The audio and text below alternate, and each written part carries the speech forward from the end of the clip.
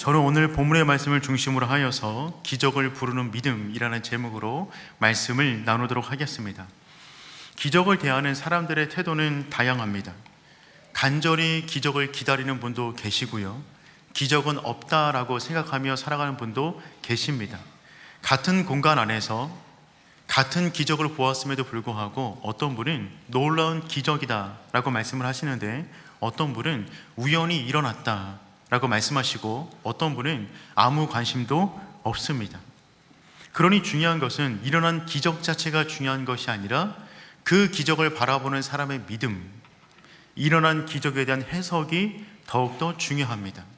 일어난 기적 자체가 우리를 바꾸지 않습니다.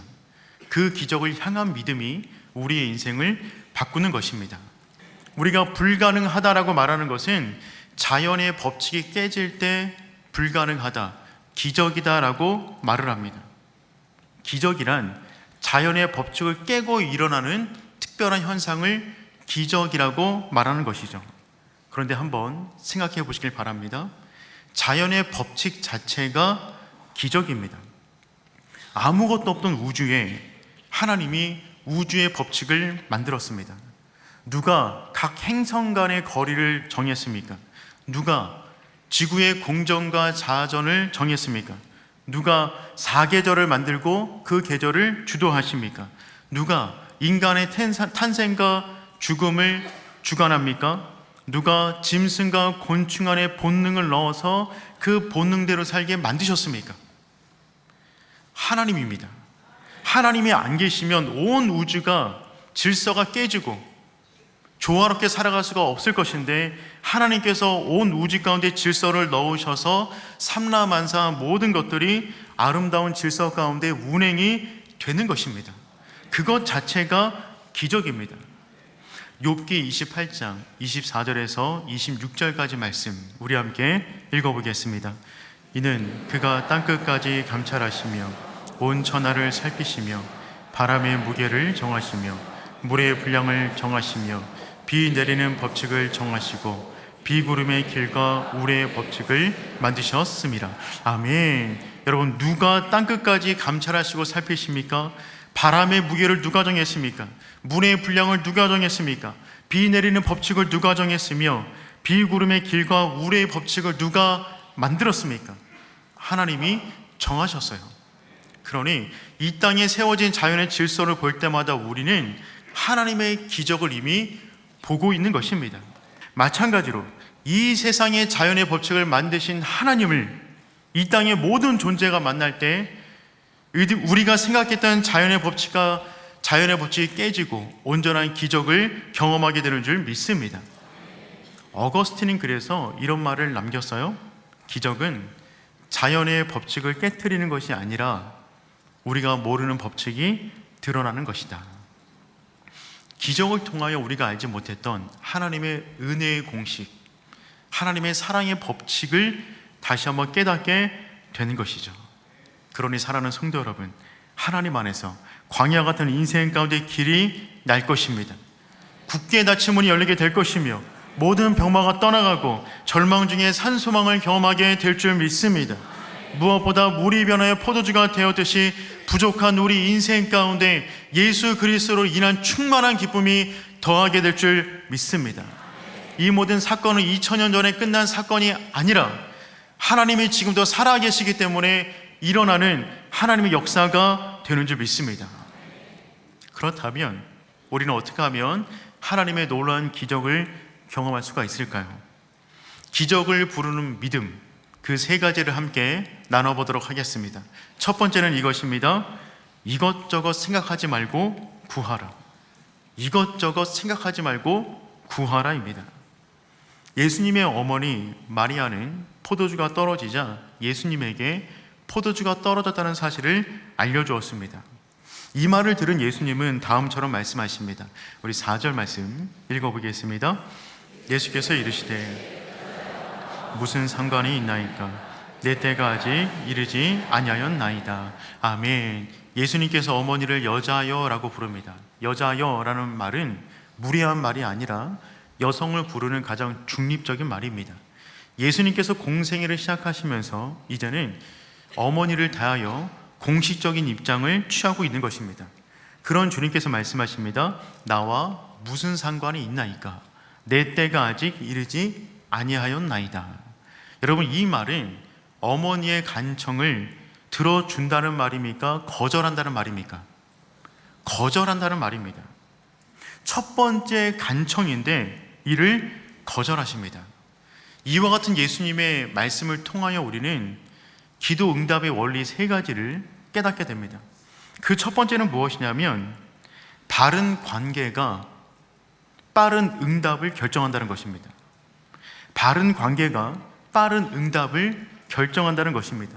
예수님께서 말씀하셨어요. 나와 무슨 상관이 있나이까? 즉 포도주가 떨어진 이 일은 나와 상관이 없으며 이곳에는 신랑이 없이 나와 상관이 없는데 내가 왜 기적을 베풉니까? 라고 지금 말씀을 하고 있는 것입니다. 여러분, 그렇습니다. 기도 응답의 첫 번째 조건은 무엇이냐면 관계입니다. 하나님과 우리가 어떤 관계 속에 있느냐에 따라서 응답의 풍성함이 결정이 되는 것입니다. 아버지로서 자기 자녀에게 행하는 일과 옆집 아이에게 행하는 일은 확연하게 다를 것입니다. 관계가 우선입니다. 그러니 사랑하는 성도 여러분, 하나님과 깊고 충만한 관계를 누리시기를 축복합니다. 두 번째 원리는 무엇이냐면 주님은 주님의 때에 응답하신다는 것입니다. 주님께서 또한 말씀하셨어요. 내 때가 아직 이르지 아니하였나이다. 내 때가 아직 안 됐으니 응답을 주지 않겠다는 것입니다. 지난주에 말씀드렸듯이 요한복음 안에는 때와 날짜에 대해서 강조하고 있습니다. 그래서 요한복음 안에는 예수님의 때라는 표현이 정확히 7번 등장합니다. 그리고 예수님의 때라는 표현의 7번째 등장이 마무리될 때 예수님이 십자가를 지십니다. 그러니까 내 때란 예수님이 십자가를 질 때이고, 지금 주님께서 말씀하신 바는 어떤 말씀이신 것이냐면 내가 아직 십자가를 질 때가 아니기 때문에 기적을 행하지 않겠다는 것입니다. 그러니 우리는 기도 응답의 두 가지 원칙을 알게 되는 겁니다. 그것은 무엇이냐면 주님의 때에 주님께서 이루신다는 것입니다. 우리는 간절히 기도하지만 그 모든 응답은 주님의 때에 주어지게 되는 것입니다. 그러므로 기도하는 모든 사람은 주님의 때에 민감하게 기다리며 인내하며 기도해야 되는 줄 믿습니다. 그런데 이 두 가지 기도 응답의 원리보다 세 번째 원리가 더욱더 중요합니다. 그리고 세 번째 원리가 첫 번째, 두 번째 원리를 압도합니다. 그 세 번째 원리는 무엇이냐면 이것저것 따지지 말고 구하라. 이것저것 따지지 말고 구하라입니다. 기도 응답을 위하여 하나님과 관계는 너무나 중요합니다. 또한 기도 응답은 하나님의 때에 이루어질 것입니다. 그런데 이 두 가지 원리를 압도하는 하나님의 원리는 무엇이냐면 무조건 기도하라는 것입니다. 진짜 자녀라면 아버지와의 관계가 망가져도 당당하게 구하는 것입니다. 진짜 자녀라면 아버지의 시간과 상관없이 무조건 간구하는 것입니다. 그것이 친자녀의 특권이 되기 때문에 그렇습니다. 조금 전에 아버지와 한바탕 했어요. 그런데 필요한 것이 있으면 문을 박차고 들어와서 용돈 주세요 라고 말하는 것이 아들이에요. 때로는 꼴 보기도 싫은데 갑자기 들어와서 밥 주세요. 그러면 밥 차려주는 것이 아버지입니다. 어느 자녀가 아버지 상황과 아버지 때와 아버지를 고려하여 간청한단 말입니까? 자녀는 무조건 구하는 겁니다. 그러니 사랑하는 성도 여러분, 하나님이 지금 약간 멀게 느껴져도 하나님과의 관계가 망가졌다 생각이 된다 할지라도 여러분 무조건 구하십시오. 여러분은 자녀입니다. 두 번째, 어떤 믿음이 기적을 부릅니까? 무슨 말씀을 하시든지 순종하는 믿음입니다. 무슨 말씀을 하시든지 순종하는 믿음입니다. 우리 5절 말씀 함께 읽어보겠습니다. 그의 어머니가 하인들에게 이르되 너희에게 무슨 말씀을 하시든지 그대로 하라 하니라. 아멘. 기적을 부르는 두 번째 법칙은 너무나 간단합니다. 말씀에 대한 전적인 순종입니다. 마리아는 이전에 한 번도 예수님의 기적을 본 적이 없었어요. 그런데 첫 번째 주님께 요청하는 자리에서 기적을 경험할 수 있는 영적인 원리를 선포합니다. 그 영적인 원리는 무엇이냐면 너희에게 무슨 말씀을 하시든지 그대로 하라. 이것이 모든 기적을 보게 만드는 영적인 대원리가 됩니다. 하나님이 말씀으로 천지를 창조하셨어요. 그러므로 그분의 말씀을 붙잡는 모든 인생마다 새로운 창조가, 새로운 질서가 주어지게 되는 줄 믿습니다. 이것은 모든 기적에 대한 공개된 비밀이에요. 모든 기적을 경험하는 사람들은 이 고백을 하게 되어 있어요. 무슨 말씀을 하신지 나는 순종합니다. 책임은 하나님이 지십니다. 그런데 기적을 방해하는 두 가지 기적이 있습니다. 우리들의 기적을 방해하는 두 가지 기적이 있어요. 그 두 가지 기적은 무엇이냐면 이기적과 민기적입니다. 여러분, 하나님이 우리 인생 가운데 기적을 행하기를 원하시는데 우리가 이기적에 빠져서 그 순간에 계산기를 두드려 나의 이익을 따진다면 약간의 이익은 볼 수 있겠지만 하나님의 기적을 경험하지는 못할 것입니다. 하나님은 우리에게 순종을 원하시는데 그 순간에 민기적거리며 옛된 죄된 습관에 묶여 있어서 온전한 순종을 행하지 않는다면 몸은 편할 수 있겠는데 기적을 보지는 못하는 것입니다. 하나님의 기적을 보기를 원한다면 우리는 이기적과 민기적을 건너뛰어야만 합니다. 하나님의 기적은 이기적과 민기적 너머에 있습니다. 기적은 멀리 있지 않아요. 기적은요, 순종의 발걸음 바로 뒤에서 따라옵니다. 기적은 순종의 발걸음 다음에 따라오는 거예요. 그래서 순종의 길을 가는 자마다 기적의 문이 열리게 되는 줄 믿습니다. 그러니 사랑하는 성도 여러분, 주님께서 무슨 말씀을 하신지 간에 날마다 순종하는 오륜의 성도 되기를 축복합니다. 주님께서 하인들에게 다음과 같은 순종을 요구하셨어요. 6절부터 8절까지 한번 읽어보겠습니다. 거기에 유대인의 정결 예식을 따라 두세 통 드는 돌 항아리 6이 놓였는지라. 예수께서 그들에게 이르시되 항아리에 물을 채우라 하신지 이제는 떠서 연회장에게 갖다 주라 하심에 갖다 주었다. 아멘. 예수님이 두 가지를 요구하십니다. 첫 번째는 돌 항아리를 채우라. 여기서 말하는 돌 항아리는 정결 예식을 위한 항아리입니다. 유대인들은 율법을 따라서 음식을 먹기 전에 돌 항아리에 채워있는 물을 통하여 손가발을 씻고 음식을 먹었어요. 그런데 이 항아리 크기가 두세 통 드는 항아리라고 말하고 있는데 이 크기가 120리터쯤 됩니다. 이런 것이 6개가 있으니까 720리터쯤 되는 겁니다. 굉장히 많은 양이에요. 고단한 일입니다. 더군다나 이해가 되지 않아요. 지금 떨어진 것은 포도주입니다. 그런데 물을 채우라고 합니다. 말이 안 되는 요구예요. 더군다나 고된 일입니다. 그럼에도 하인들은 순종합니다. 두 번째 요구는 무엇이냐면 떠서 연회장에게 갖다 주라. 첫 번째 요구가 이해가 안 되고 몸이 고된 요구라면 두 번째 요구는 마음이 고된 요구입니다. 연회장에다 괜히 물 떠줬다가 어떤 일을 당할지 모릅니다. 지금 필요한 게 포도주인데 물을 갖다 주면 어떤 일을 당하겠어요. 그러니 예수님의 이 순종의 요구는 육체적으로 고되며 심적으로 어렵고 이해가 되지 않은 명령입니다. 그런데 사랑하는 성도 여러분, 하나님의 기적을 경험하길 원한다면 이와 같이 말도 안 되는 것처럼 보이고 고되고 마음이 동의하지 않지만 반드시 순종해야 되는 줄 믿습니다. 그래서 순종을 요구하시는 거예요. 이해가 된다면 순종이라는 표현 자체를 쓰지 않습니다. 이해가 되지 않으니까, 동의가 안 되니까 순종하는 것입니다. 내가 동의하지 않는 순종의 단계에 이르렀을 때 나의 이성을 뛰어넘는 하나님의 기적이 주어지게 되는 줄 믿습니다. 내 이성에 동의하는 일만 순종하면 자연적인 일밖에 안 생겨요. 그런데 내 인성을 뛰어넘는 하나님의 순종에 내 온몸을 담근다면 초자연적인 역사가 일어나게 되는 줄 믿습니다. 그래서 우리의 인생은 순종의 크기만큼 하나님의 은혜를 경험해요. 순종이 능력입니다. 순종이 실력입니다. 말씀을 안다고, 주님의 뜻을 알고 있다고 순종할 수 있는 것이 아니에요.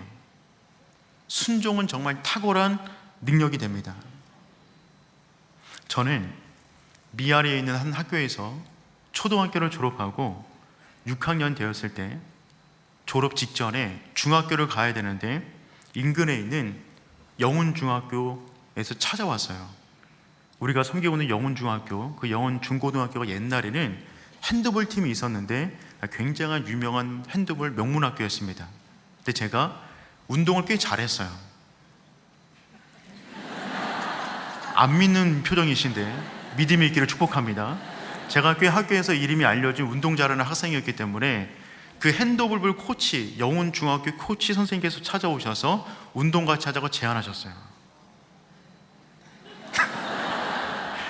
아직까지 믿음이 없으신 것 같은데 운동을 참 좋아했습니다. 그런데 지금은 운동하려고 그러면 축구를 하든 탁구를 하든 배드민턴을 하든 원리를 알겠어요. 어떻게 해야 잘 들어가는지, 어떻게 해야 강하게 들어가는지 알겠는데 마음은 그런데 몸이 안 그렇습니다. 벌써 이 몸이 옛날 같지가 않더라고요. 아는데 안 돼요. 순종이 그와 같습니다. 아는데요, 못해요. 안 돼요. 우리가 몰라서 순종하지 못합니까? 아는데도 못하는 것입니다. 그러니까 순종 자체가 최고의 능력이 되는 거예요. 모든 사람은 자기만큼 수준을 따라 살아갑니다. 그런데 그 사람이 갖고 있는 자원, 학력, 성품, 인맥, 실력이 어떠하든지 간에 그 인생을 비상시킬 수 있는 방법이 있습니다. 그것은 무엇이냐면 하나님의 말씀에 온전히 순종하는 것입니다. 순종할 때 우리 이상의 인생을 살아갈 수가 있어요. 하나님이 원하시는 인생을 살아갈 수가 있단 말입니다. 그러니 성도 여러분, 하나님의 모든 말씀에 대하여 순종할 수 있기를 축복합니다. 세 번째, 누가 기적을 경험합니까? 세 번째는 이것입니다. 아는 것을 넘어 믿는 사람입니다. 아는 것을 넘어 믿는 겁니다. 하인들은 예수님의 말씀에 온전히 순종했습니다. 그 결과 놀라운 일이 벌어졌어요. 맹물이 변하여 극상품 포도주가 된 것입니다. 그 맛에 연회장이 놀랐습니다. 신랑을 불러다가 칭찬합니다. 우리 10절 말씀 함께 읽어보겠습니다. 말하되 사람마다 먼저 좋은 포도주를 내고 취한 후에 낮은 것을 내거늘 그들은 지금까지 좋은 포도주를 두었도다 하니라. 연회장은 그 맛을 보고 너무나 놀라서 신랑을 불러다가 칭찬합니다. 처음에 보통 안 좋은 거 내놓다가 좋은 거 내놓다가 나중에 안 좋은 것을 바꾸는데 당신은 지금까지 좋은 것을 두었다가 지금 제공하는구나. 정말 잘하였다. 신랑을 칭찬해요. 신랑은 얼떨떨합니다. 왜 칭찬을 받는지도 몰라요. 연회장은 파티를 주관하는 사람인데 포도주의 출처를 몰랐어요. 신랑은 그 파티의 주인공인데 그 역시 포도주의 출처를 몰랐습니다. 제공되는 포도주를 먹고 있는 그 모든 사람들 역시 몰랐어요. 그들은 포도주가 떨어진 것도 몰랐습니다. 유일하게 포도주의 출처를 정확하게 알고 있는 사람들은 하인들밖에 없었어요. 9절 말씀 읽어보도록 하겠습니다. 연회장은 어디서 났는지 알지 못하되 물떠온 하인들은 알더라. 아멘. 물떠온 하인들은 알더라. 거기 있는 높은 모든 사람들은 포도주의 출처를 알지 못했지만 그 가운데 가장 낮은 곳에 있었던 하인들은, 순종했던 하인들은 그 출처를 명확하게 알고 있었다는 것입니다. 그러니 여러분, 영적으로 여러분의 인생 가운데 어떤 일이 벌어지는가를 알고 싶다면 반드시 순종하실 수 있기를 축복합니다. 순종하는 사람만이 영적 비밀을 깨닫게 되기 때문에 그렇습니다. 그렇다면 한 가지 질문이 있는데요. 그 포도주는 언제 변화되었을까요? 그 물이 언제 포도주로 변화되었을까요? 하인들이 물을 뜨러 가는 동안에 변화되었을까요? 아니면 떠다가 통 안에 붓는데 변화되었을까요? 아니면 그 통 안에 있다가 변화되었을까요? 아니면 연회장이 포도주를 마시는데 목구멍으로 넘어갈 때 변화되었을까요? 언제 포도주로 변화되었을까요? 정답은 모른다입니다. 아무도 모릅니다. 언제 변화되는지 몰라요. 그런데 분명한 사실은 무엇이냐면 반드시 변화되었다는 것입니다. 하나님의 기적이 그와 같습니다. 언제 일어날지 몰라요. 어떻게 일어날지 몰라요. 근데 분명한 것은 무엇이냐면 반드시 기적은 일어난다는 것입니다. 우리는 언제 구원받았습니까? 언제 믿음이 생겼습니까? 모릅니다. 그런데 어느 순간 우리가 변화되었어요. 어느 순간 예수 믿는 사람 되었어요. 기적은 그처럼 일어나는 것입니다. 그렇다면 우리는 모든 순간에 하나님의 기적을 기대해야 되는 줄 믿습니다. 언제 일어날지 모르기 때문에 모든 순간이 기적의 순간으로 믿으며 그 순간에 하나님의 능력을 구할 수 있는 저와 여러분 되시기를 축복합니다. 지금 이 순간에도 일어날 수가 있습니다. 길을 가다가도 일어날 수가 있습니다. 그러니까 모든 순간에 깨어 모든 순간에 영적으로 민감하여 하나님과 접붙임 되어 있어야만 우리가 온전한 기적을 고백하는 믿음의 사람이 될 수가 있는 것입니다. 그런데 오늘 본문의 핵심은 기적의 출처가 어디인가를 아는 데 있지 않습니다. 오늘 본문의 핵심은 무엇이냐면 아는 것을 넘어 믿는 자리까지 가는 겁니다. 하인들은 알았어요. 그런데 거기까지였어요. 그런데 또 하나의 이 사건을 바라보는 반응이 하나 더 등장합니다. 그것은 무엇이냐면 그를 믿으니라. 11절 말씀 우리 함께 읽어보겠습니다. 예수께서 이적 표적을 갈릴리 가나에서 행하여 나타내심에 제자들이 그를 믿으니라. 아멘. 여러분, 이 사건 전체를 통하여 주님께 대한 믿음을 가진 사람은 제자 그룹밖에 없었습니다. 제자들은 그의 영광을 나타내심에, 즉 이 기적을 통하여 단순히 물이 변하여 포도주가 된 것을 본 것이 아니라 이 사건을 통하여 나타난 예수 그리스도의 영광을 보았다는 것입니다. 요한복음의 영광이라는 것은 무엇을 의미하냐면 예수님의 신성을 의미해요. 즉 인간이 아니라 하나님의 아들이시군요. 이 사건을 통하여 제자들은 주님께서 정말 보기를 원했던 그 기적을 넘어 표적을 보게 된 것입니다. 지난주에 말씀드렸듯이 요한복음은 표적 중심으로 기록이 되어져 있는데 물이 변하여 포도주가 된 것은 기적이지만 이 사건을 통하여 예수 그리스도의 영광을 바라보고 주님께 대한 바른 믿음을 고백한다면 그것은 그 사람에게 표적이 되는 것입니다. 그러니 사랑하는 성도 여러분, 우리 인생 가운데 중요한 것은 기적이 일어나는 것이 아니에요. 기적은 하나님께서 행하실 것입니다. 하나님의 영역이에요. 중요한 건 무엇이냐면 그 행하신 기적을 볼 때마다 그 기적을 통하여 주님이 정말 구원자이시군요. 하나님의 아들이시군요. 그래서 내 텅 빈 인생 가운데 예수 그리스도가 함께 하시면 맹탕 같은 인생이 극상품 포도주가 될 수도 있군요 라고 하는 그 믿음이 생기는 그 사람은 기적 중에 표적을 바라보는 사람이 되는 줄 믿습니다. 사랑하는 성도 여러분, 기적을 넘어 표적의 자리로, 종을 넘어 제자의 자리로 나아갈 수 있는 믿음의 사람 되기를 축복합니다. 말씀을 정리하도록 하겠습니다. 기적이란 불가능한 것이 일어나는 것이 아니라 우리가 불가능하다고 믿었던 것들이 일어나는 것입니다. 그리고 하나님 안에는 불가능이 없습니다. 그러니 사랑하는 성도 여러분, 이것저것 따지지 말고 간구하십시오. 관계와 때가 아니라 할지라도 상관없습니다. 그분이 우리 아버지이십니다. 날마다 자녀됨의 권리를 가지고 나아가는 것입니다. 또한 무슨 말씀을 하신지 간에 순종하십시오. 이기적과 민기적을 뛰어넘어 진짜 기적을 경험할 수 있는 오륜의 성도 되기를 축복합니다. 세 번째, 하나님께서 기적을 행하실 때 기적 자체를 보고 놀라는 단계에서 끝나는 것이 아니라 그 기적을 표적 삼아 주님에 대한 바른 믿음을 고백할 수 있는 믿음의 사람 되실 수 있기를 축복합니다. 이 세 가지 믿음이 기적을 부르는 믿음이 됩니다. 우리 모두가 그런 사람 돼요. 살아가는 모든 활동 아래 하나님을 간증하는, 간증의 주인공으로 살아가는 우리 모두가 되기를 축복합니다.